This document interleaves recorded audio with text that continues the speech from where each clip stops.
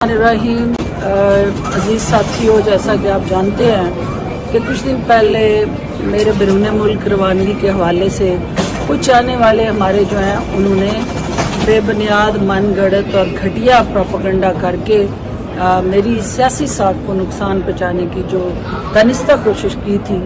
آج وہ ساری جو ہے ان کی تمام سازشیں دم توڑ گئی ہیں اور الحمدللہ آج میں اپنے آفیشیل پاسپورٹ پہ ہی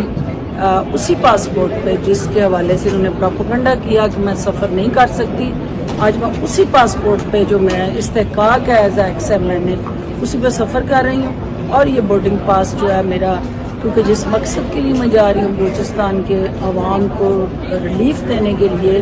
وہاں پہ دبئی میں ایک وومن امپاورمنٹ پیس کا کور ہے اور میں اس میں پاکستان کی نمائندگی کر رہی ہوں۔ تو میں ان تمام نادانوں کو یہ کہنا چاہتی ہوں کہ میں جا رہی ہوں، روک سکو تو روک لو، اور جنہوں نے یہ بے بنیاد خبریں چلائی تھی ان کے خلاف میں قانونی چارہ جوئی کا حق محفوظ رکھتی ہوں۔ اپنی لیگل ٹیم کو میں وہ تمام